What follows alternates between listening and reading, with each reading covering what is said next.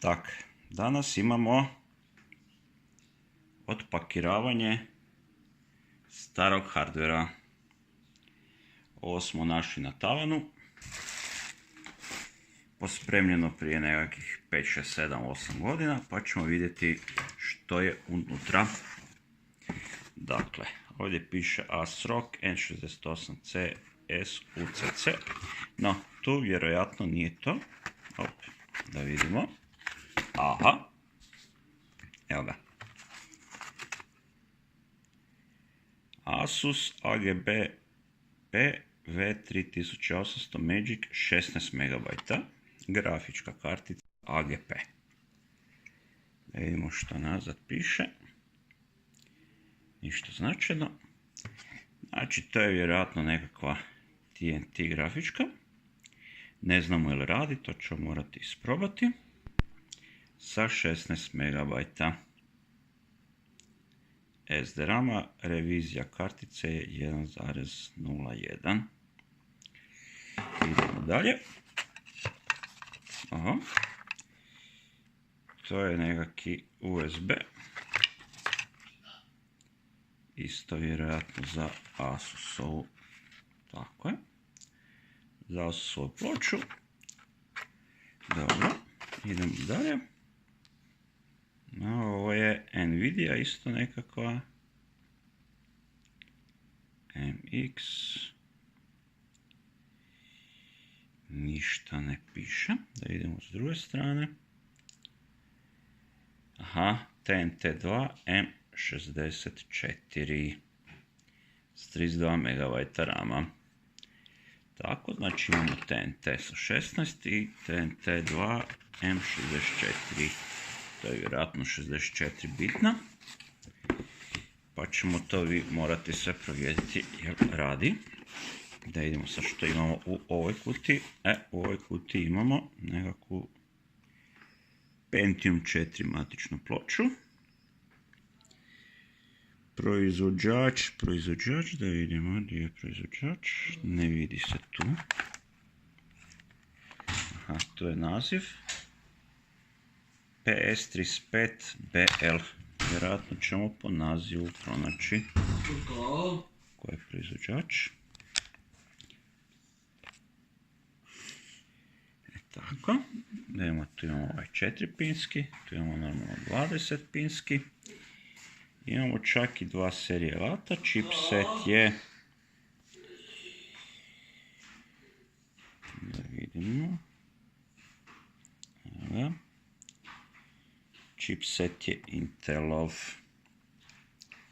Na pozadini se ništa ne vidi. Tako. Napred je, znači, PS2 port, paralelni serijski i integrirana grafička, 2 USB-a, LAN port i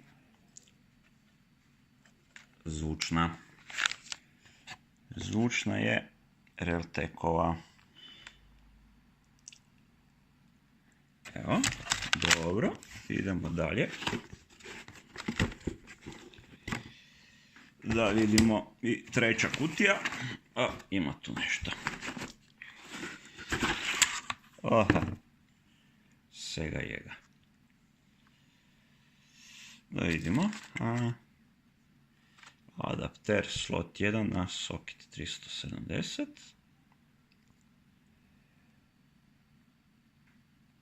Tako je. Tu ima i kako se namješta voltaža. Auto. A tu su džamperi. Tako, to je vjerojatno napredniji nekaki. Pita Boga, jel radi. Dobro. Nekakvi kablovi. USB.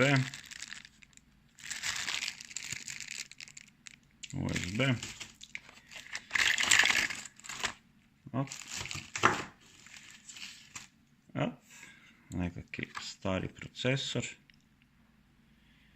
Ne piše kaj je, ali to je nekakvi stari. To ću morati vidjeti. izvaditi iz kulera. Da imamo 30 pinska memorija.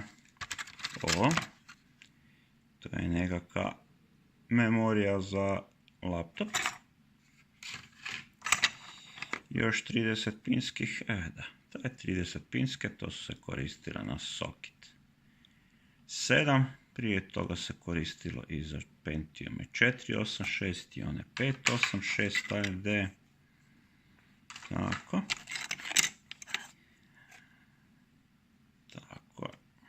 to, dobro, ne trebam, imate memorije u priči, za nekako staro računalo, recimo 48633 ili tak nekaj. Vidimo još jedan. To su isto džamperi, to je isto voltaža. Znači to se mogu nešto i leplokat. Tako. Još jedna 30 pinska memorija. Još dvije. Tu su sad procesori. Pentiumi. Celeroni. Ovo je Pentium 1. 100 MHz. Idemo još. Evo ga. Ovo je isto 100 MHz. Pentium 1.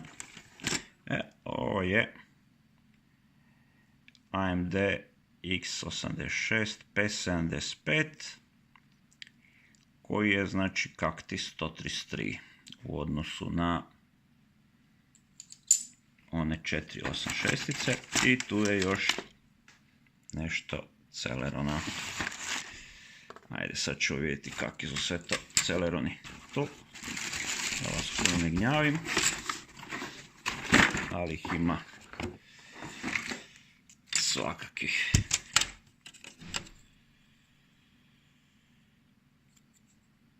Evo. 466 Celeron.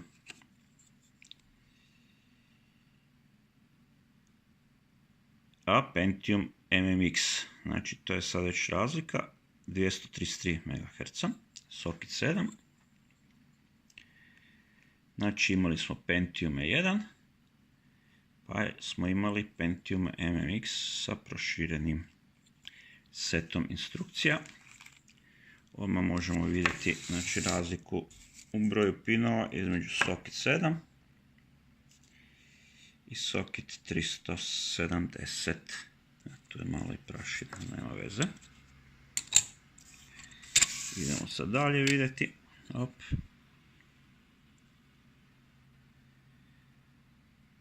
Celeron.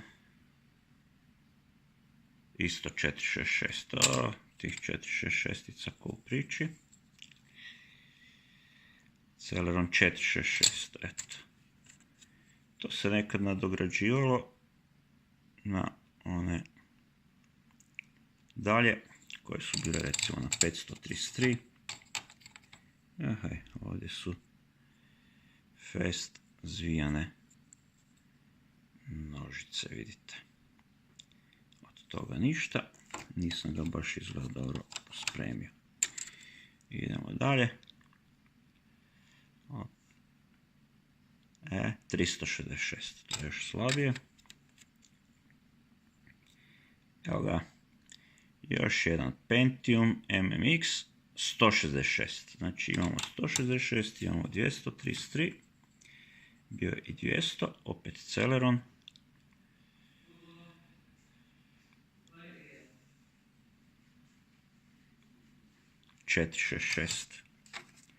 Da idemo dalje. Trebalo da bio maksimum tih Celeron 400. Znači imamo 366, 400, 466. Ne znam koji je najjači. 500. Taj je valjda bio najjači. Evo, to bi za početak bilo to starog hardwarea. Vidjet ćemo ili imamo starih i matičnih ploča. Da bi sve to mogli na neki način isprobati i složiti nekakve